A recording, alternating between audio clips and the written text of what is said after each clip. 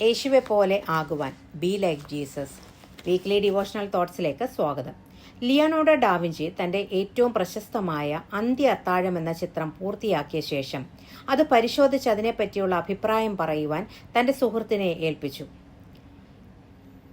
അത് കണ്ടിട്ട് ആ മേശമേലിരിക്കുന്ന പാനപാത്രം എത്ര ഭംഗിയോടെ ഇരിക്കുന്നു എന്ന് പറഞ്ഞപ്പോൾ ക്രിസ്തുവിന്റെ രൂപം പ്രധാനമായും കാഴ്ചക്കാരുടെ കണ്ണുകളെ ആകർഷിക്കണമെന്ന് ചിന്തിച്ച് അവനിൽ നിന്ന് ശ്രദ്ധ വ്യതിചലിപ്പിക്കുന്ന എന്തായിരുന്നാലും അത് തുടച്ചു മാറ്റപ്പെടണം എന്ന് പറഞ്ഞുകൊണ്ട് ആ കലാകാരൻ ഒരു ബ്രഷ് എടുത്ത് ആ പാനപാത്രം മായ്ച്ചു കളഞ്ഞു. നമുക്ക് അനുകരിക്കാൻ കൊള്ളാവുന്നൊരു മാതൃകയാണിത്. നമ്മുടെ രക്ഷകനായ ക്രിസ്തുവിന്റെ ഔന്നത്യം കുറച്ചു കളയുന്ന ഒന്നും നമ്മുടെ ജീവിതത്തിൽ ഉണ്ടായിരിക്കരുത്. അപ്പോസ്തല പ്രവർത്തികൾ 3-ാം അധ്യായത്തിന്റെ തുടക്കത്തിൽ ഒരു മുടന്തന്റെ സൗഖ്യം നാം പഠിച്ചു. അത് നടന്നത് യേശുവിന്റെ നാമത്തിലാണ്.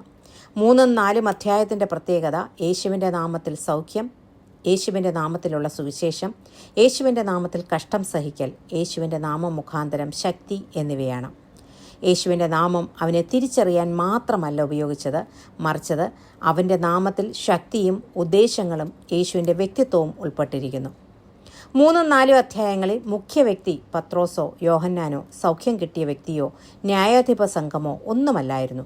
മുഖ്യ ചിത്രം യേശുവാണ്. യേശുവിൻ്റെ നാമം മാത്രമാണ്.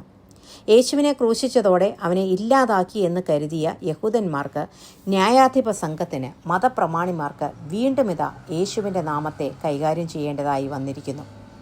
അപ്പോസ്തല പ്രവർത്തികൾ 3-ാം അധ്യായം 11 മുതൽ 25 വരെ വായിക്കുമ്പോൾ പത്രോസിന്റെ 2ാമത്തെ പ്രസംഗം കാണാനായി കഴിയും. മുടന്തൻ സൗഖ്യം പ്രാപിച്ചത് കണ്ട ജനമെല്ലാം ഒന്നിച്ചുകൂടി. ഇത് കണ്ടിട്ട് പത്രോസ് അവരോട് ചോദിക്കുന്നു, ഇസ്രായേൽ പുരുഷന്മാരെ, ഇതിങ്കിൽ നിങ്ങൾ ആശ്ചര്യപ്പെടുന്നത് എന്താ എന്ന്? ഇതിനു മുമ്പും യേശു യെരുശലേമിൽ രോഗികളെ സൗഖ്യമാക്കിയിട്ടില്ലേ? അതുപോലെ തന്നെയാണ് ഇപ്പോഴും നടന്നത്. മുടന്തൻ്റെ സൗഖ്യം തങ്ങളുടെ ക്രെഡിറ്റായി എടുക്കാതെ അത് യേശുവിൻ്റെ നാമത്തിന് തന്നെ മഹത്വമാക്കിയ ക്രിസ്തു ശിഷ്യന്മാരെയാണ് നമുക്കിവിടെ കാണാൻ കഴിയുന്നത്. ഇന്നത്തെ കാലത്ത് രോഗസൗഖ്യം നടക്കുന്നുണ്ട്. അതിൻ്റെ മഹത്വം പലപ്പോഴും ശുശ്രൂഷകന്മാർ സ്വയം ഏറ്റെടുത്ത് അതിനെ പരസ്യമാക്കി മാറ്റുന്നു. എന്നാൽ പത്രോസും യോഹന്നാനും തങ്ങളുടെ ശക്തിയോ ഭക്തിയോ ഒന്നുമല്ല ഇതിന് കാരണം എന്ന് വ്യക്തമായി ജനത്തോട് പറയുന്നു. പത്രോസിൻ്റെ ഈ 2ാം പ്രസംഗത്തെ 3 ഭാഗങ്ങളായി നമുക്ക് തിരിക്കുമ്പോൾ അതിൽ 1-ാമതായി വിഷയം അവതരിപ്പിക്കുന്നു, 2-ാമതായി മാനസാന്തരത്തിലേക്കുള്ള ഒരു ആഹ്വാനം നൽകുന്നു, 3-ാമതായി വചനത്തിലേക്കുള്ള വഴി തുറക്കുന്നു.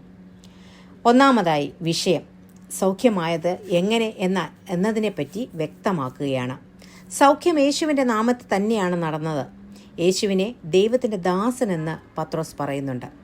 സങ്കീർത്തനത്തിലും പ്രവചന പുസ്തകങ്ങളിലും പറഞ്ഞിരിക്കുന്ന ദാസൻ യേശു തന്നെയെന്ന് പത്രോസ് പറയുന്നു. ദൈവം തൻ്റെ ദാസനെ മഹത്വപ്പെടുത്തി. എന്നാൽ യഹൂദന്മാർ എന്ത് ചെയ്തു? ജനക്കൂട്ടം പീലാത്തോസിനെ ഏൽപ്പിച്ചു കൊടുത്തു. പിന്നെ ജനം യേശുവിനെ തള്ളിപ്പറഞ്ഞു. അവനെ ക്രൂശിക്കുക, അവനെ ക്രൂശിക്കുക എന്ന് നിലവിളിച്ചു. റോമക്കാരനായ നാടുവാഴി യേശുവിനെ കുറ്റവിമുക്തനാക്കാൻ ശ്രമിച്ചപ്പോഴും ദൈവത്തിൻ്റെ സ്വന്തം ജനം യേശുവിനെ ക്രൂശിക്കാൻ ആവശ്യപ്പെടുന്നു. പിന്നീട് 14-ാം വാക്യത്തിൽ പറയുന്നു, നീതിമാനും പരിശുദ്ധനുമായവനെ ഏൽപ്പിച്ചു കൊടുക്കുകയും കൊലപാതകനെ വിട്ടയക്കുകയും ചെയ്തു എന്ന്. അവർക്കത് യുക്തമായി തോന്നുകയും ചെയ്തു.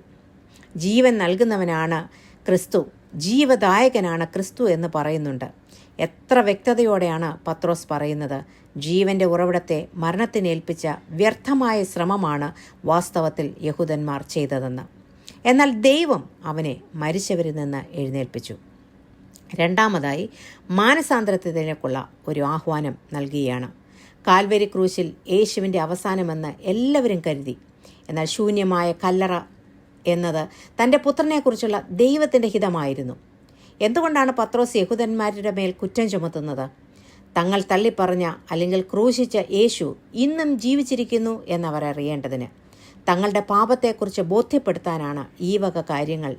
രക്ഷയുടെ സുവിശേഷം പ്രസംഗിക്കുന്നതിന് മുമ്പ് പാപത്തെക്കുറിച്ച് ബോധ്യം വരുത്തേണ്ടതുണ്ട്.